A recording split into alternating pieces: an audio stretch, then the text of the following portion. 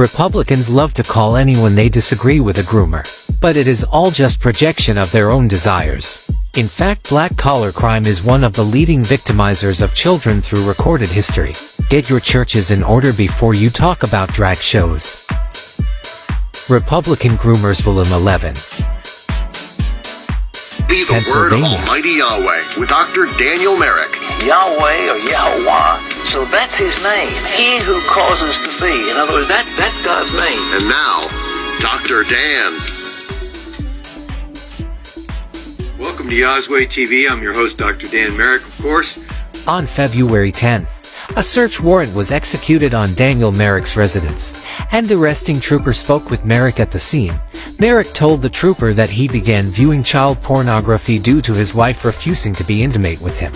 He is a crypto scammer too.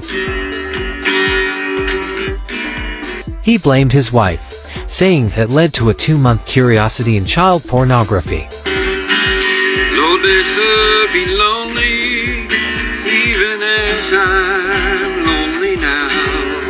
Merrick, a Christian musician, pastor and former Bradford store owner and landlord, was arrested after a cyberdip was made to state police computer crimes alleging 8 images and 1 video of child pornography were traced back to his cell phone, according to the criminal complaint.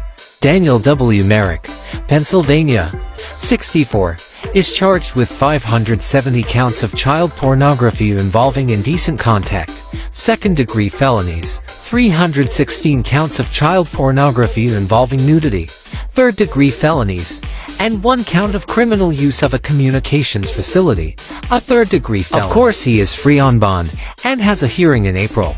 Many Republican offenders in my series have money and privilege, so they almost always get bail, and many never get onto the news or have their mugshots publicized, including Merrick. Also developing this evening inside the Catholic Diocese of Buffalo, Monsignor Peter Popadick is on administrative leave while the church looks into sexual abuse allegations. But as I-Team producer Sean Mickey explains tonight, this is not the first investigation into the Monsignor.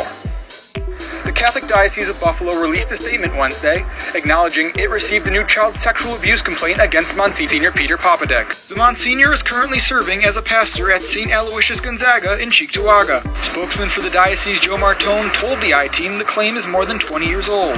Bishop Richard Malone placed Popadick on leave in 2019 after he was named in a Child Victims Act lawsuit accused of molesting a boy in the 1970s. He denied the allegation and was returned to ministry in 2020 after a diocese investigation was unable to substantiate the claim. Popadick served as the longtime secretary to Bishop Edward Head. He is now on administrative leave pending the outcome of this investigation. The guilty verdict in the capital murder trial of James Staley III. Curtis Jackson was there all last week and today, and he spoke with family members who say they are just thankful to finally see justice for Wilder.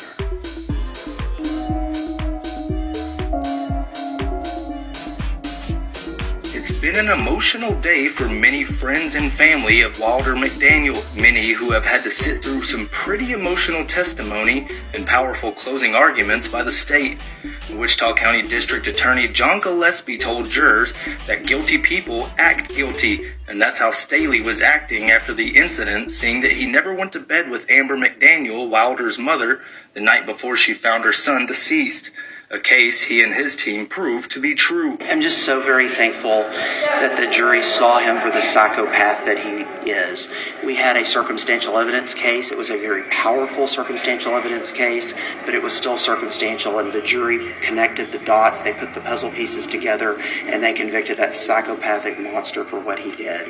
And I'm glad that he will never harm another child, that he will be locked up. He's used to being in charge and manipulating everybody and relying on his wealth, and now he will be in prison for the rest of his natural life, being told what to do by other people.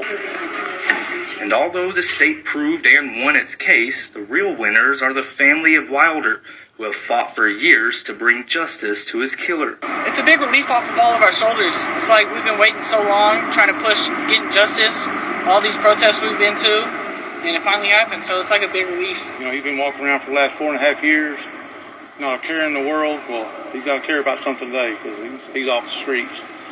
Anybody that takes the life of a 2-year-old with bare hands do not need to ever walk the streets of the free world again. For the first time since John Gillespie was sworn in as Wichita County's district attorney, there were answers, there was closure, there was justice for Wilder. It was a long time in coming, and it was a lot of teamwork, but we are finally there. The world knows what he did. The jury knew what he did, and he was convicted, and convicted relatively quickly of that. More than 4 years of a community hoping for a guilty verdict, and it took a Tarrant County jury less than 4 hours to return a unanimous decision. It was kind of fun to watch the reality hit him because he had been so overconfident this whole time. Something that Gillespie said he wanted to make sure of was that Staley's wealth wouldn't secure his freedom, and as it turns out, now he has neither. All he has to his name now is a pickup truck, and he signed a power of attorney for a relative to sell the pickup truck. And at a hearing on Wednesday where he was declared to be indigent, that overconfidence was gone as well. They brought him down yesterday in a paper gown because he's suicidal, so he can't have normal clothing on. He wept through the entire proceedings. He grabbed his lawyers and wouldn't let them go, crying, I guess, for himself. I guarantee you there was no tear shed for the little boy that he murdered. In October of 2018, Staley took everything from the loved ones of Wilder McDaniel.